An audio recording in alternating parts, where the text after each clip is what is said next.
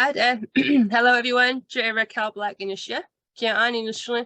Tenjikine Basachin, Ashina Dasache Ado Todajini Dashinala. I'm a member of the Navajo Nation and I'm from Shanta, Arizona. I'm also the co-working manager here at Change Labs. So thank you all for being here today and taking the time out of your schedule to listen to our really exciting presentation. And excuse my voice today, I'm dealing with allergies, so I apologize if you don't understand anything I'm saying. But first of all, I'd like to give a brief introduction to Change Labs and for those who aren't already familiar with our organization. First off, Change Labs is a Native-led, Native-controlled nonprofit organization based on the Navajo and Hopi reservations. Our goal and mission is to provide creative workspace tools, resources, and knowledge for Native entrepreneurs. How we accomplish our goals and our mission is through our different programs. We have our co-working program, our business incubator, our kinship lending, and then our, I can't see those, our doing business side. Based in Tiber City, Change Lab programs were developed to strengthen the entrepreneurial ecosystem on the Navajo Nation by affecting societal norms on how Native populations perceive entrepreneurship, highlighting role models, building a network of peer and mentorship support, developing leadership capacity of participants, and growing the community of entrepreneurs. And here we have our mighty team that helps make Change Lab the great organization that it is today. And we also have one of our co-founders, Jessica Stago, online with us. We have Cecilia here just joining. And I'm sure, oh, we have Leon. Leon's here as well. I'm sorry, Leon, I don't have your picture on my slide. And then to talk about the co-working program, construction is currently underway on our new headquarters, which will be located right next to Tuba City Chapter House on Main Street. For those who may not be familiar with what a co-working space is, it's a community space for business owners and entrepreneurs to use to help operate and manage your business. This space in particular will serve our Native entrepreneurs and small business owners, especially those based on the Navajo and Hopi nations in the Four Corners area. So later this year, we will have a brand new co-working space available for you to use. And some of the services that we'll be able to offer are some tools that could be really useful to your business. Tools such as desk-based Wi-Fi access, color printing, in-person coaching sessions, and a lot more. We also plan to bring back monthly in-person trainings and coaching sessions for those who are interested. And our list of co-working services are always changing and evolving.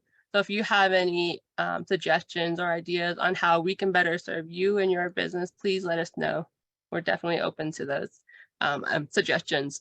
We're really excited to bring this community space for everyone to help with building and growing your business. So please stay tuned for more information to come as our construction gets closer and closer to completion, which should be very, very soon. And here's a picture that I got of our co-working space last month. It just got done raining and it was such a really beautiful day. So one of the most popular questions we get here at Change Labs is, how do I start a business? All of our programs and services here are designed to help our Native entrepreneurs and artisans, our local vendors, and those we like to call change makers, because that's what our local business owners are and entrepreneurs are. You're change makers.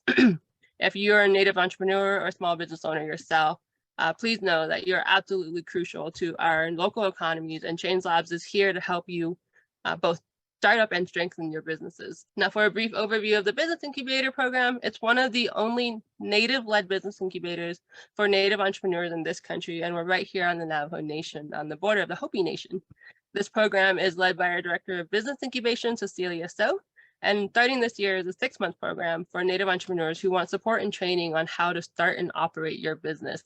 If you're interested and would like to know more about the incubator, or if you would like assistance with things like your logo and your website design, or how to set up and maintain your bookkeeping and finances, please visit our website here for more information at nativestartup.org/incubator.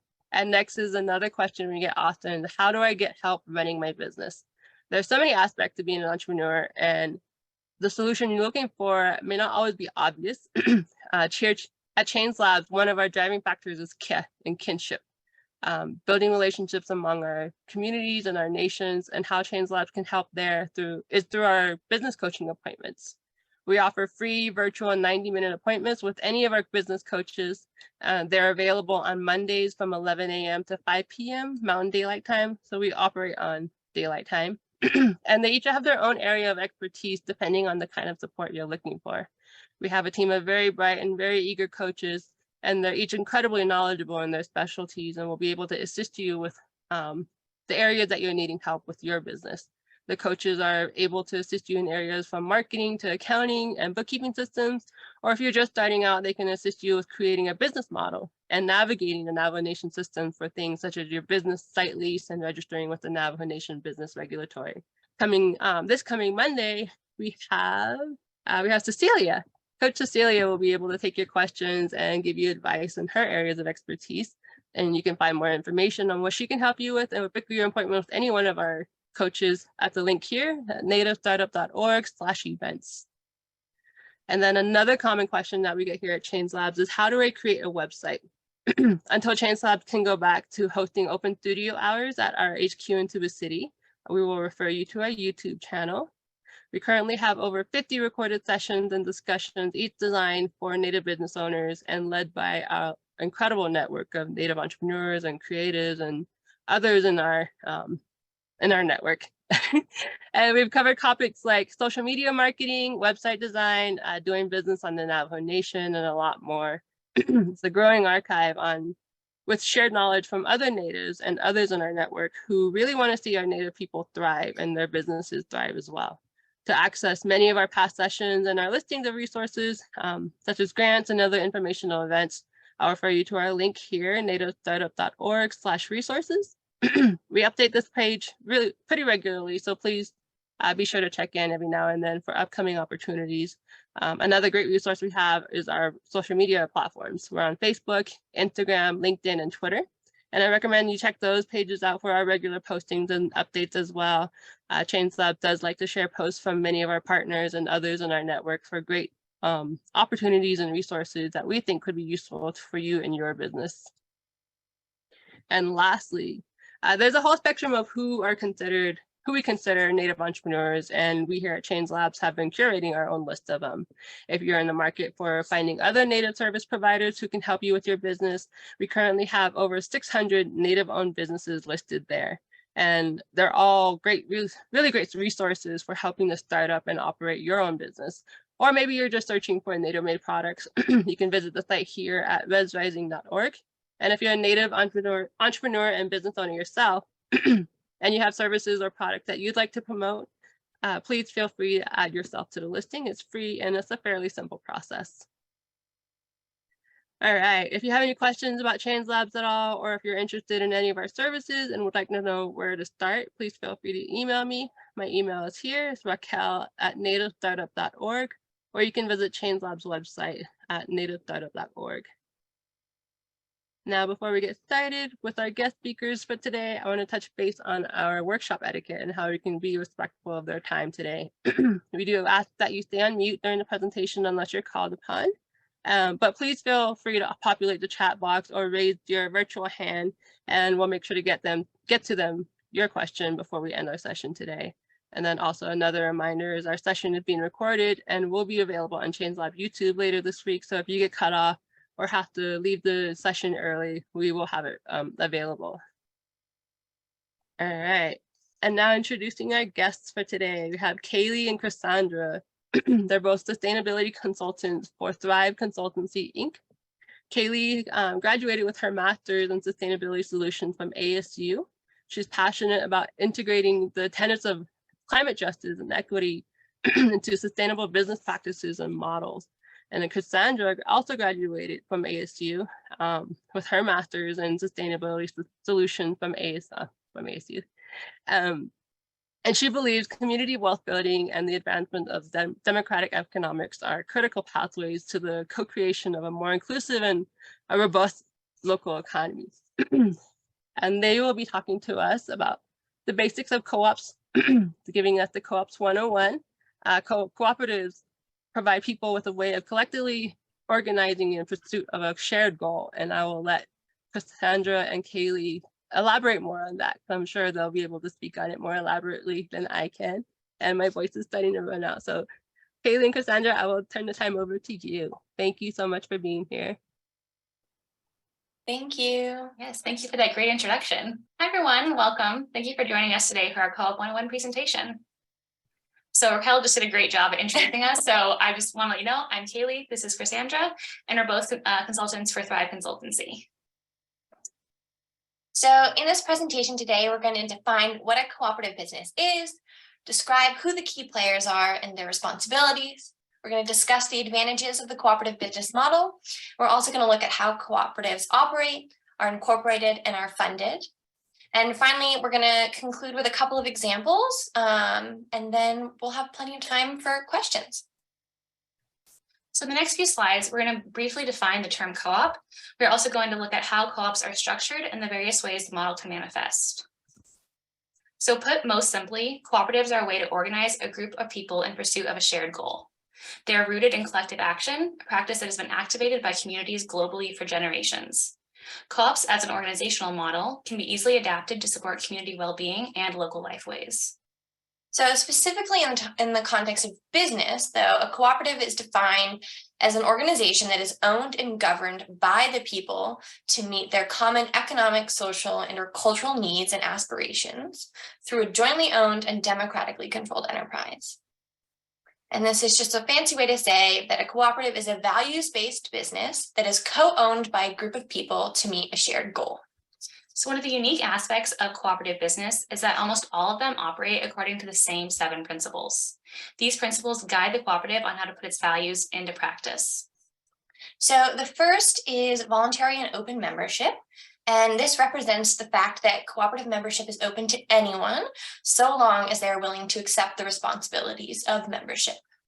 The second principle is democratic member control. So co-ops are equitably controlled by their members, who actively participate in all major decisions. So in most cases, all members have equal voting rights, which has given way to the idea of the one member, one vote mentality. Next is members' economic participation, which means that all members contribute equitably to and democratically control the co-op's capital. So the fourth principle is autonomy and independence. So cooperatives are independent organizations controlled by their members. So due to their structure, the internal operations, values, and ideals of the co-op are never beholden to outside organizations, individuals, or governments. And then the fifth is education, training, and information, which means that internally, cooperatives should provide educational and training opportunities to their members to ensure that everyone can effectively contribute to the development and operation of the co-op. Externally, cooperatives also work to inform the general public about the nature and benefits of cooperation and collective ownership. The sixth principle is cooperation among cooperatives. So formed around the idea of cooperation for community benefit, by working together, co-ops are able to strengthen the cooperative movement and more effectively serve their membership. So this can be as formal as participating in cooperative federations or as informal as purchasing from a co-op business whenever possible. And then the last principle is concern for community. So again, as the cooperative model arose as a way for community members to work together towards a shared community goal, cooperatives work for the sustainable development of their communities through member-approved policies and practices. All right, so now we're talking a little bit about cooperative structures. So the term cooperative can refer either to a specific type of business entity recognized under the law or the internal governance structure of an organization. So as a legal entity, a cooperative is a business that has been legally incorporated as a co-op, the same way a business could incorporate as an LLC or an S-corp. So in general, the legal requirements for forming a cooperative corporation vary from state to state and nation to nation. I'll talk a little bit more about this process later. But as a legal structure, a business can operate as a cooperative, but not legally ever incorporate as one. So rather, a business may incorporate as a nonprofit, an LLC, a benefit corporation, or any of the other options, but they can still decide to act and operate like an incorporated cooperative business. So this would look like being guided by the cooperative principles, creating bylaws, or even using democratic governance strategies. And the exciting part about this is that any business can operate as a cooperative and adhere to the principles and values that lead co-ops to be strong and impactful community-oriented businesses. So we're going to pivot here a little to talk about cooperatives versus nonprofits. Both are community-centered organizations, but they differ in 2 main ways: accountability and profits and funding. So as Krisandra just explained, both 501c3 nonprofits and co-ops are legal entities, which means that organizations can choose to incorporate as either. Neither co-ops nor nonprofits operate to generate maximum profit for shareholders. Rather, both operate to generate community benefits. So as opposed to co-ops, 501c3 nonprofit organizations are tax exempt and must therefore be organized and operated exclusively for charitable, educational, or other exempt purposes.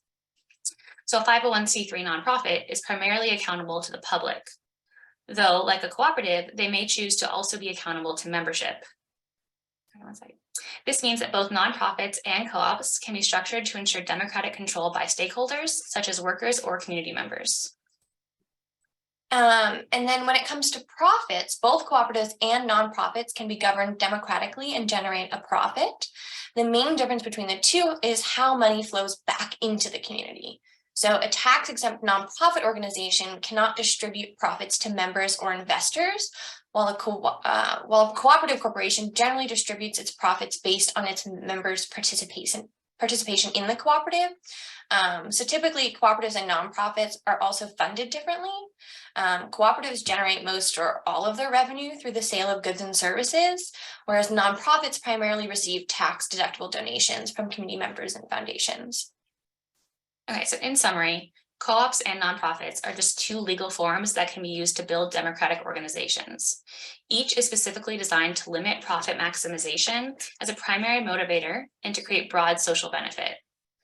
So the primary differences between co-ops and nonprofits are how the organizations are capitalized and who they are directly accountable to, both of which have to do with how the organization interacts with outside stakeholders. So a cooperative is not just a legal entity or a tax category. So since we can also define a co-op as a set of principles and practices that ensure democratic member control, nonprofits can also still operate cooperatively. All right, so returning to cooperatives as a legal entity, there are many different types of cooperative businesses, and we're just going to briefly walk through a couple of those now. So the 5 most common types of cooperatives are consumer, producer, purchasing, worker, and then multi-stakeholder or hybrid cooperatives. So first up are producer cooperatives, which are owned by people who produce similar types of goods and services. The co-owners use the cooperative to more effectively negotiate prices, share marketing opportunities, and access larger markets. In some cases, the cooperative may also share a facility for processing or distribution. And this is all meant to increase efficiency and producer returns. So for example, a group of wheat farmers may decide that they cannot produce enough wheat on their own to compete in the market against giant industrial grain farms. So individually, they don't have enough time and resources to focus on farming, processing, and marketing. So realizing that they face similar issues, they decide to come together to start a producer cooperative. So next is consumer cooperatives, which are owned by members who use the co-op to purchase the goods or services that they need. The members are the consumers. So since the co-op is owned and managed by those who purchase from it, the goods and services sold are sure to have dedicated consumer base. So for example, a bakery is co-owned by its consumers, who shop weekly for fresh bread and pastries. As owners, the consumers are able to influence the menu and ensure that they have access to the baked goods they desire. So now we have purchasing cooperatives, which combine each member's business demand to achieve better pricing, availability, and delivery of products and services for all. So like producer cooperatives, the member businesses use the cooperative to better manage their operations. So if we continue with our example, a cooperative made up of multiple bakeries can use their collective purchasing power to gain better access and pricing to the grain, sugar, and equipment they need to create their goods. So when purchasing together, they're able to buy everything in larger quantities and therefore often at better prices. So worker cooperatives are one of the most popular types of co-ops. They're often also referred to as employee-owned cooperatives. So as the name suggests, these are businesses owned by some, if not all, of their workers. Ownership allows worker members to control the operations and strategic direction of the business and to directly benefit from the business's success. So for example, a bakery co-owned by its workers, including its cashiers, bakers, accountants, etc. Together, they decide on things such as hourly wages, benefit packages, menu offerings, and so on. And then in return, they share in the business's success, including its profits. All right, so lastly, we have the hybrid or multi-stakeholder cooperative. And these co-ops are owned by 2 or more types of members we've discussed. So depending on the type, the members may have different roles and interests in the enterprise. So continuing again with our bakery example, to be a hybrid co-op, let's say the bakery is co-owned by both its workers and consumers. Both have different roles, right? Working versus consuming, and also sometimes different interests. The workers may advocate for better pay and benefits, and the consumers for better pricing and product offering. But together, they both are able to advocate for a bakery that represents both of their values and ideas. So now we're going to talk a little bit about who the key players are in a cooperative. So in a co-op, there are typically 4 key players: the members, the board of directors, the management, and the employees. A co-op's members own the cooperative, which is organized and operated for their benefit. In exchange, each member must economically participate in the business. They exercise control of the business and its direction, primarily by electing the board of directors and voting on major business decisions.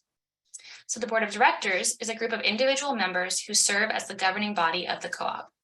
The board is elected by the membership. So if there are only a few members, the board may be composed of the entire membership. Typically, the board is responsible for the long-term business strategies and goals of the co-op, especially decisions regarding the co-op's financial future. Next, depending on the size of the co-op, management may either be performed by the founding members or hired. So for example, in a sizable co-op, the board may decide to hire a general manager to carry out the strategies and objectives the members set forth. Management is typically responsible for various aspects of the co-op's day-to-day operations and the supervision of employees. So lastly, we have the co-op's employees. Depending on the type of cooperative, the employees can be members or non-members. So it's important for all cooperative employees to have a strong understanding of the 7 cooperative principles and the co-op's own objectives to ensure a positive cooperative environment. All right, so here we have made a little model to try and explain how the different key player categories connect. So in general, the members, which may be the consumers, producers, or employees, depending on the type of co-op, elect a portion of the membership to sit on the board of directors. If big enough, the board is then responsible for hiring management to oversee the employees who sell or purchase goods and services on behalf of the co-op. So again, each co-op is different, and based on the size and type of co-op that it is, there may be significant overlap between these different categories. So now we're going to go over why co-ops are a strong business model. So when comparing a cooperative business to conventional business, we can see a number of differences. First is their purpose. Some people may argue that conventional business models are stronger than the cooperative businesses. However, this is usually because success is measured solely by how much profit is made for shareholders. When the context is switched to measure success based on community well-being, the conventional model is no longer successful in most cases. So throughout the economy, today we are seeing the public push for corporations to be held accountable for the impacts their operations have outside of their business, such as on communities or ecosystems. But in most cases, they are still not legally required to do so. And this is because, as we've mentioned, conventional businesses are legally only held accountable to their shareholders. And that means their main function is to generate as much money for them as they can. Co-ops, on the other hand, are legally held accountable to their membership and communities, and therefore act very differently. So we often say they are people and planet maximizing rather than profit maximizing businesses. But in both cases, it is usually the board of directors' responsibility to ensure the business is properly held accountable. So when it comes to decision making, in conventional businesses, the number of votes a shareholder has is often based on how much equity they hold. The more equity you have, the more votes you get. This leads to an inequitable distribution of power that is based on a person's individual financial means. In a co-op, every member has an equal share of the business. As such, every member has the same influence when it comes to voting. Like we've talked about, one member, one vote. This ensures a more just and equitable decision-making process where everyone is included rather than decisions being made primarily by those who have more financial sway. All right, so lastly, we have return on capital, which is just a fancy way of looking at how effectively a company turns its investments into profits. So co-ops have a limited return on capital, while conventional businesses have an unlimited return on capital. And really what this means is that conventional business models can maximize the amount of capital returned to their shareholders, while co-ops are limited in the amount of capital they're able to return to their members. So instead, they either reinvest their profits in the business or equitably distribute them back to the membership. All right, so now we're going to talk a little bit about what the benefits of cooperatives are. So first up, we have open membership. So generally, the only criteria you have to meet to join a co-op is that you must benefit from the service or product the company provides. And this means that basically anyone can become a member of a co-op regardless of their class, race, gender, or other identities, so long as they can contribute to the company, whether in the form of capital or labor, they are eligible to join. And this is important because it means no one is barred from ownership opportunities and all of the benefits that come with it, such as dividends. There's also no maximum for the number of members a co-op can have, so it can continue to grow and share its benefits. So one of the major strengths of a cooperative business is that every member holds equal power and thus equal say. When a member joins, they get the same amount of control over the decisions of the company, no matter how much capital they contribute. In a traditional business model, a small group of shareholders would make decisions about the company because they own the most shares, as we just talked about with the conventional versus cooperative model. This is not the case in a co-op. Each member gets one vote, and whenever there is a surplus, each member receives some of the investment back. All right, so another example of the pros of cooperative is their business stability and sustainability. Since there are more people making decisions in a co-op, they often are less likely to make an impulsive decision that could potentially harm the company or its membership. So the wide range of voices and opinions usually assures that multiple options are explored. Plus, the people making the decisions about the co-op are usually members of the community in which it participates. It is therefore more likely that the members will decide to do whatever is in the best interest of the community and surrounding ecosystems in which they live, and therefore further securing the co-op's future. So due to this, they are more inclined to operate sustainably, looking at their social, environmental, and economic impacts equally. And this makes the overall business more resilient to system shocks, such as market crashes or supply chain issues. So as locally embedded organizations, co-ops tend to hire and source locally, which means that their profits and wages typically stay within the local economy. Through internal programming, co-ops also ensure that their profits get invested back into the community and its members, rather than ending up in the pockets of a few shareholders. In doing so, they create local supply chains and encourage others to spend their dollars locally. In fact, dollars created by co-ops will likely circulate more times in the local economy than dollars created by conventional companies. All right, so as you mentioned, the primary purpose of a co-op is to serve the community in which it exists. So cooperatives are typically owned, operated, and patronized by local community members.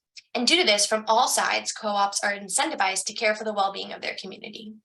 So in addition to providing goods and services, co-ops also serve as a beacon of good business. When a community invests, participates, and supports a cooperative business, the rest of the community becomes stronger and equitably wealthier. Cooperatives work to advance community well-being through member-approved policies and practices such as local sourcing, hiring, and donating.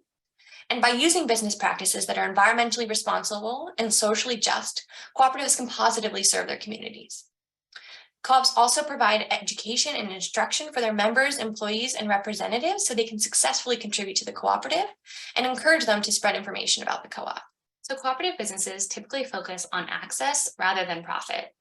So sometimes they offer a new product or service to their community, while other times they offer one that is simply of higher quality or more affordable. As such, they are better equipped to provide high quality goods or services in communities that would otherwise lack access to them, such as historically marginalized and disinvested areas. So when profits are no longer the sole motivation or measurement of success, a business is able to sell its products and services at more reasonable prices. This makes those goods and services more accessible while also driving down prices throughout the market, increasing accessibility beyond their own boundaries. So to summarize, the main benefits of a co-op are that anyone can join, all members have equal control, they typically operate sustainably, they bolster the local economy, they focus on community well-being, and they value access over profits. So now we're going to talk about how cooperatives are governed, financed, and incorporated. So let's get a little bit more into the nitty-gritty. A critical feature of cooperative success is its democratic organization, which is based on the idea that everyone in the group should have an equal say and involvement in making important decisions. So in a co-op, democracy goes beyond decision-making. A healthy cooperative democracy gives owners opportunities to meaningfully participate in reflection and change within the organization. It means that all owners have the right to participate regardless of their investment, patronage, values, or beliefs. Owners are entitled to information, voice, and representation. So with this in mind, a co-op's democratic success is based on four main factors: having strong bylaws, strategic teaming, accountable management, and empowering governance. So cooperative bylaws are what describe the organization's governance framework. So they lay out the democratic rights, responsibilities, and protections provided to the membership. The bylaws are crucial for defining the co-op's purpose, setting its direction, and ensuring the proper policies and procedures are in place to move the co-op further in that direction. So co-ops are designed so everyone within the organization is empowered to collectively make decisions that align with the direction and purpose set forth by the bylaws.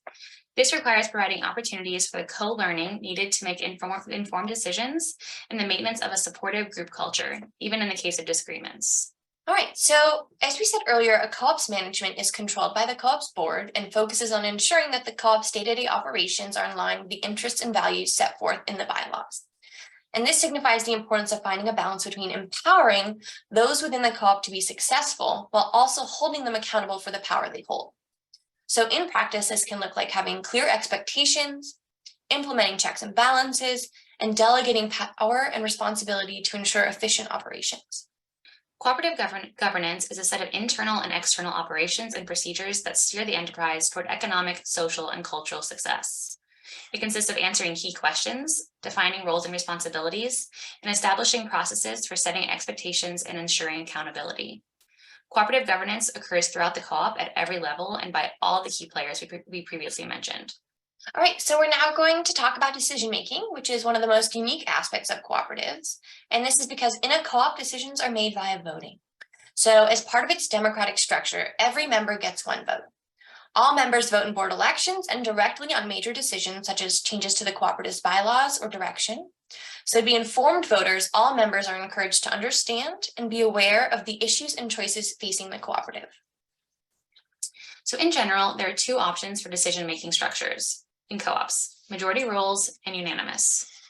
With unanimous decision-making, everyone must agree in order for a decision to be passed. Thus, everyone has veto power. So making decisions with a unanimous structure can be time-consuming, but has the advantage of everyone being in agreement in the end. One member who disagrees with the decision prevents the entire group from moving forward. With a majority rules voting structure, a majority of voters must agree in order for a decision to be passed. The percentage of votes that are considered the majority is determined by the membership. Usually co-op decide on a 2/3 majority. So making decisions with a majority structure can allow for decisions to be made more quickly. However, it does not require that all members are on board with the decision being passed. All right, so we're now going to talk a little bit about how co-ops are financed. So cooperatives, like all businesses, right, require financial capital to start up, stay viable, and grow. So their capital typically comes in the form of debt or equity, but oftentimes it's actually a mix of the two. So debt is money that is borrowed and must be paid back to the lender by a certain time, and almost always with additional interest payments. So for co-ops, debt most often comes in the form of loans from financial institutions like banks, but regardless of the size of the loan, the loaner never gains ownership rights. So this means that no matter how much money someone or some institution loans to the co-op, they never have the power to sway the co-op's decisions. Again, the co-op is held accountable to its membership and not its investors or financiers. So equity is money that is invested into a business without a guarantee of payback or financial return. All or part of it can be lost if operations are not profitable. Because of this, this is considered an at-risk capital, the investor is entitled to a share in ownership. So depending on the co-op, the membership can also decide whether or not they would like to consider capital contributions that are not monetary. Okay, so as we discussed with the cooperative principles, to be a member of a co-op, one must buy in, and this is done by purchasing common stock. So in return for their purchase, members are given control on how the business is run and get to share in any profits or losses. And this is important because co-ops center around the idea of shared risk and shared reward. So to ensure equitable ownership, each member can buy only one share at the same price as every other member. So common stock cannot be traded and does not appreciate. The money received in exchange for common stock is invested into the business, sometimes to cover startup costs, but most frequently it exists as a form of liquidity. And depending on the price, which is determined by the membership, the cost of purchasing common stock doesn't need to be paid all at once. So instead, co-ops can often provide payment plans which allow members to gradually pay the cost. Sweat equity is also a popular strategy.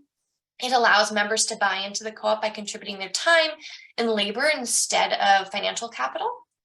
But most oftentimes, it's actually a mix of all three. Folks buy in with their labor or time and also pay a portion of the cost through a payment plan.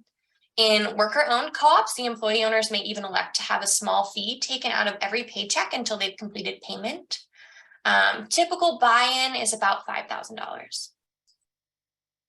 It is also possible to raise equity capital by selling preferred stock, which can be purchased by members and non-members alike.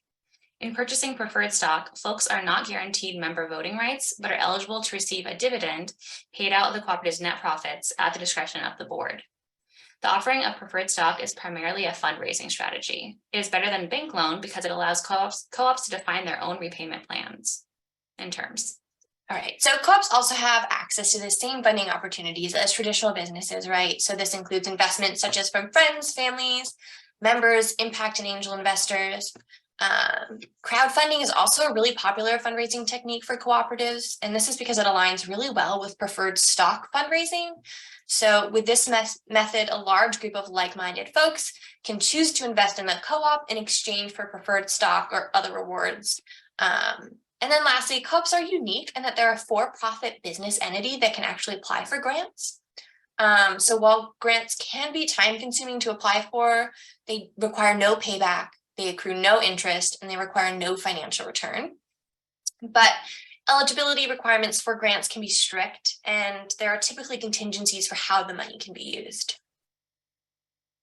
And finally, when a co-op is profitable, the board is responsible for making decisions about what the co-op does with the money. They may decide to retain all or a portion of the profits to reinvest back into the co-op, which is a strong source of internal funding or as a reserve fund. Likewise, they may decide to allocate all or a portion of the profits to members in the form of a patronage dividend, which is a refund that the co-op distributes to its members as a share of the profits. The board can decide to do any or a combination of all of these. All right, so we're just now really briefly going to talk about cooperative incorporation. So to incorporate as a cooperative, you all have the option to incorporate with the Navajo Nation or with the state of Arizona. So unfortunately, registering with the Navajo Nation can take a long time. So folks do often opt to register with the state of Arizona. But under the Navajo Nation statute, only agricultural related businesses are eligible. However, it is defined so broadly that really any business that supports, participates in, or benefits from the food system would likely be eligible. But within 30 days of incorporating under this statute, co-ops must adopt bylaws, and they're also required to issue annual reports.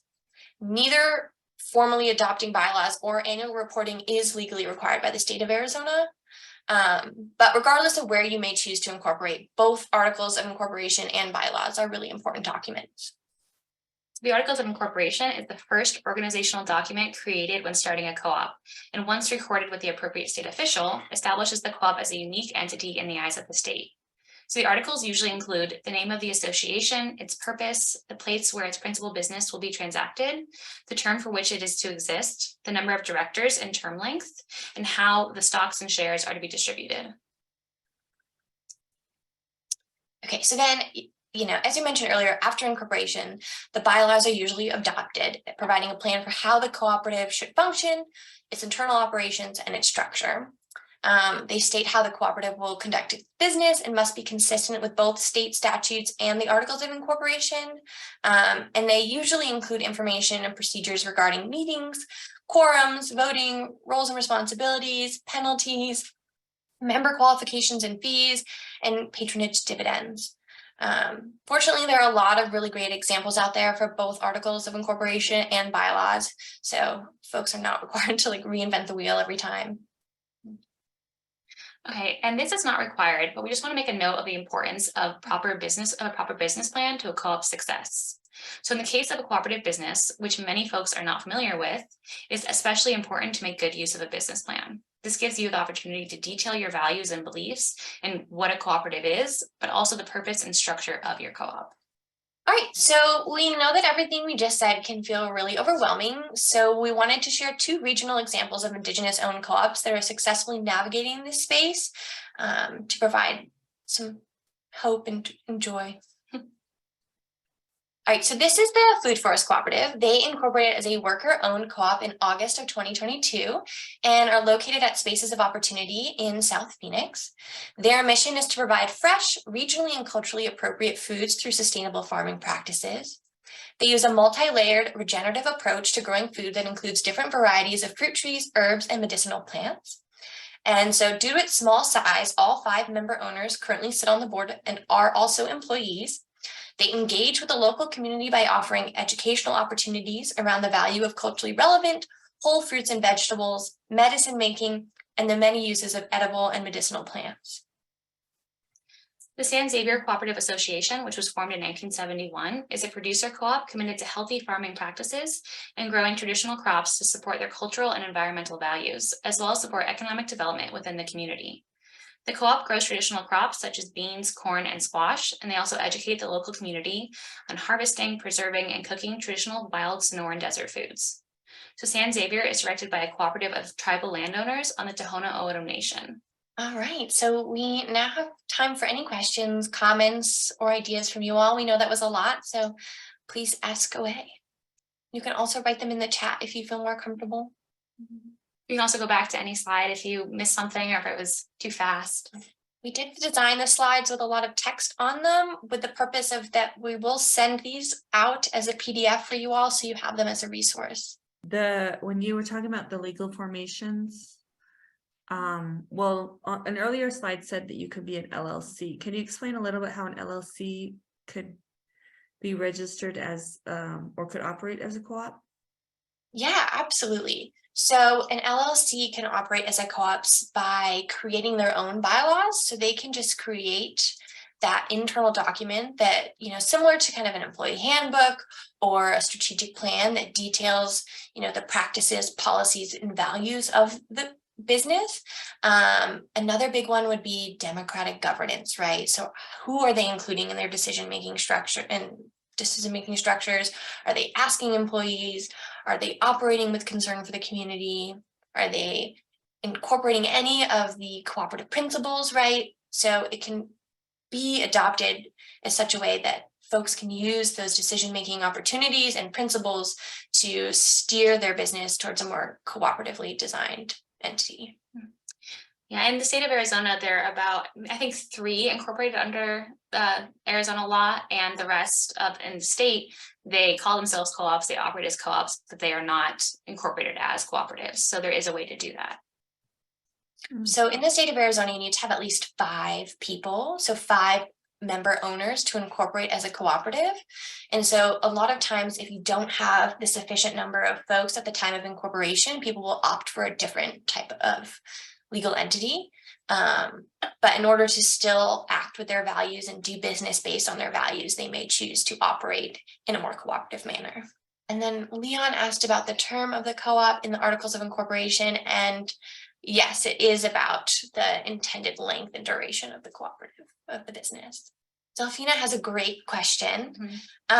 So yes and no. It is, and it can be, right? You have the Navajo statute for cooperatives, so you can incorporate in Indian country as a cooperative business. It is very common in white settler communities, but it is not traditionally a white settler business entity.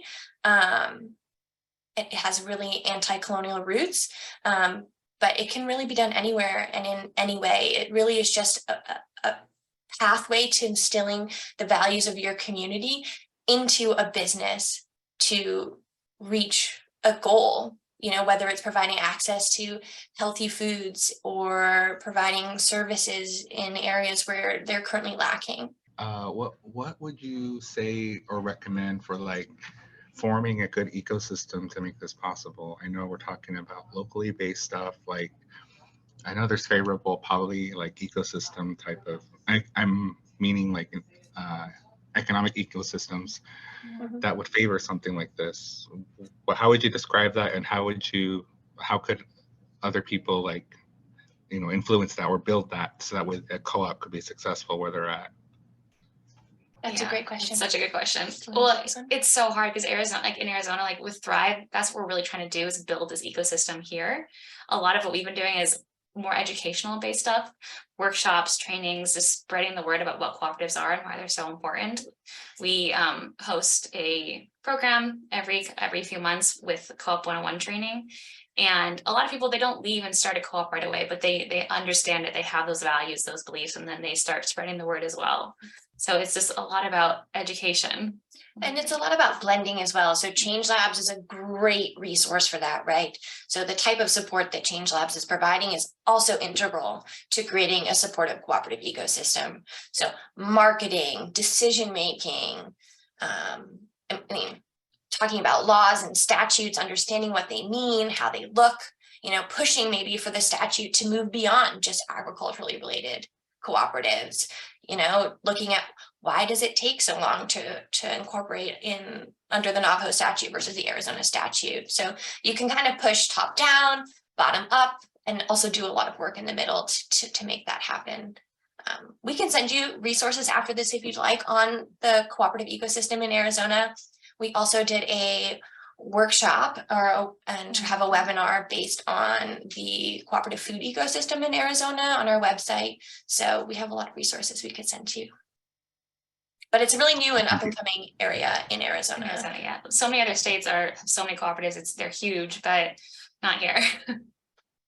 And they really started out in like the agricultural sector with the idea of using shared land and the commons. So it's really starting to broaden and become more modern and more popular. And I think a lot of that also has to do with consumers and employees are really pushing to do things differently. And co-ops are the perfect way to do that, right? So if you are currently employed somewhere, or if you currently have a business, you can start incorporating these practices and ideas and get people talking about it, because it's really just a mindset shift, right? People can be shown that there's a different way to do it, right? You can do business that values community and people and employees and the environment. You don't have to do it the traditional way. And so getting people talking about it and thinking about things differently is really, I think, where we have to start.